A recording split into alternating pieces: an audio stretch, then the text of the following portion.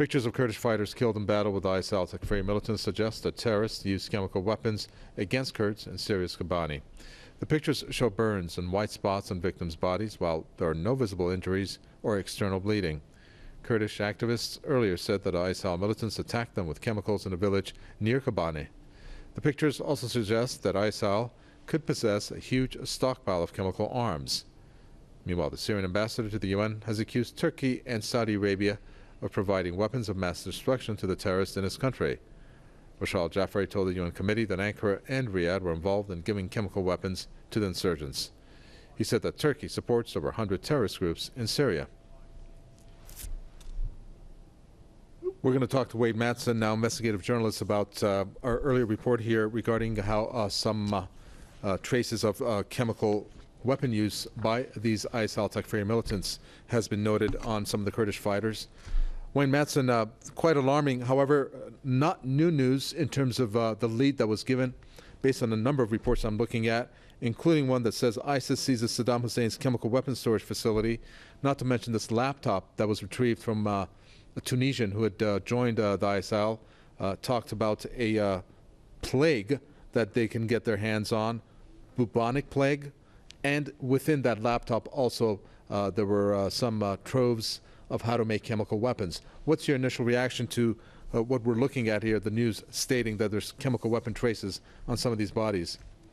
Well, I'm not surprised because we've seen this before when President Assad was accused of using chemical weapons and nerve agents against people out in the suburb of Damascus. It was blamed on Assad, but then we found out it was actually the pre-ISIL Takfiri Syrian rebels who had actually launched those attacks in an obvious false flag operation to make it look like Assad had done it. So this has happened in Syria before, and it's obviously happened again.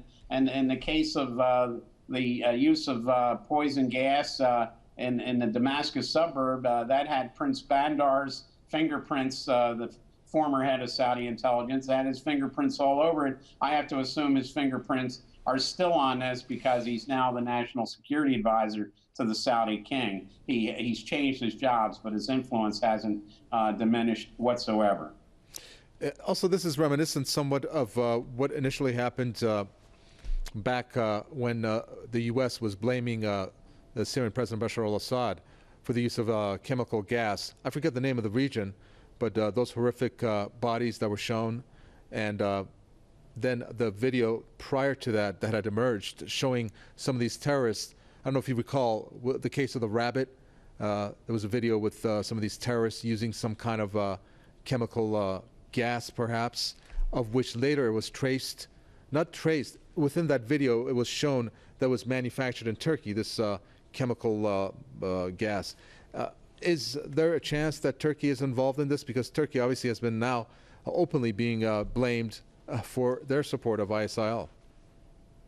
Yes, I think Turkey has a lot to explain for, and obviously the fact that their troops are actually on the Turkish side of the border, witnessing some of this carnage in Kobani with the Syrian Kurds is just another indication of their complicity with ISIL, just like the Israel Defense Force stands idly by and actually brings ISIL and al-Nusra Front people, fighters who have been injured fighting in the Golan area of Syria. They bring them across the border into Israel for medical treatment, and they provide logistic support. Look, all you got to do is go on the Syrian-Turkish border and the Syrian-Israeli border to figure out who's backing ISIL. It's the Mossad, and it's the Turkish military and the Turkish intelligence service. It's Erdogan. He's in this up over his years on this, and the Saudis. This is